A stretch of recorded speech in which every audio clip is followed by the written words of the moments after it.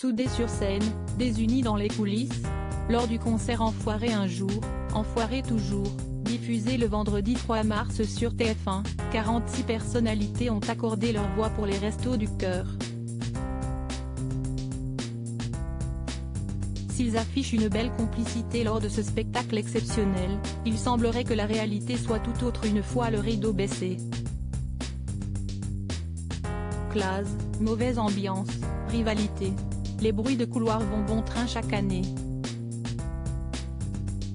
Et pour cause, une petite guerre d'ego s'installe parfois entre les participants, comme le révélait Thomas Dutronc dans les colonnes de Télé Loisirs en octobre 2018. Des fois il faut jouer du coude un peu avec certains collègues qui ne sont pas naturels dans leur manière d'être, si est à dire qu'ils sont là pour être vus, pour se montrer à la télé, une ambiance parfois pesante qu'a confirmé Muriel Robin dans l'émission Chez Jordan, le 19 janvier 2022. On est nombreux, à un moment on a le droit de dire à quelqu'un merde, là tu m'emmerdes, pourquoi ce serait parfait et on serait chez les bisounours, a révélé la compagne d'Anne Le Nen.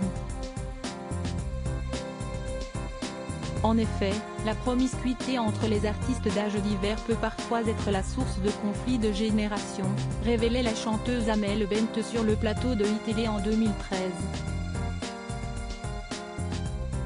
Malgré ces petites frictions, l'interprète de Ma Philosophie assurait que la bonne humeur était au rendez-vous. Au final, il y a surtout beaucoup d'amour entre nous tous, et c'est pour ça que ça fonctionne. Consternés par ces révélations et soucieux de redorer l'image des enfoirés, certains participants n'hésitent pas à mettre les points sur les i. Contrairement aux idées reçues, une vraie cohésion d'équipe règne au sein de la troupe, comme le soulignait Zazie auprès Télé Loisirs, le 13 février 2023. Si l'un d'entre nous est un peu down, les autres lui remontent le moral. Et si un membre fait un peu trop son intéressant, certains lui tombent dessus pour le faire redescendre, a assuré la coach de The Voice. Une complicité défendue par Vianney, très fier d'appartenir à cette troupe, comme l'assurait le jeune papa sur Instagram après des rumeurs faisant état de tensions entre certains artistes. Comme l'ont défendu Philippe Lachaud ou encore Jean-Baptiste Monnier, de belles amitiés se sont créées au fil des années. Et comme dans toute grande famille, le quotidien est fait de hauts et de bas. Supérieur à supérieur attention ou amitié, Muriel Robin, Michel Larocque, Pascal Obispo. Ces artistes dévoilent les coulisses des Enfoirés 2023, cette surprise prévue pour Mimi Mati marraine, mais aussi présentatrice du spectacle et même parfois chanteuse. Mimi Mati est l'une des figures de proue des Enfoirés depuis près de 30 ans. Très attachée à cette troupe, formée à l'initiative de Coluche en 1985, la comédienne est montée au créneau pour démentir les rumeurs de grabuge dans leur rang. Il y a une ambiance formidable,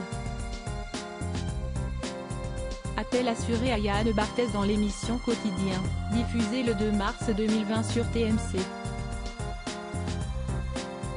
Avant de répondre aux mauvaises langues, je n'ai jamais compris qu'on dise qu'on ne s'entendait pas, qu'on n'était pas cool entre nous. Preuve en est.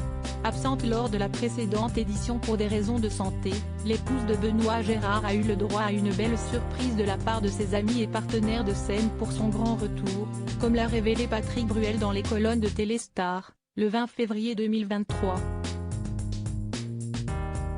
L'occasion pour le chanteur de lui témoigner toute son affection. Mimi représente une page importante des Restos du Cœur, mais aussi beaucoup de courage. C'est un acte extraordinaire d'avoir montré à quel point on pouvait surmonter le handicap et en faire une force, a affirmé l'auteur-compositeur de 63 ans, avec tendresse et admiration. De quoi rassurer les inconditionnels de ce concert. Crédit photo, Gilles Gustine, RTV.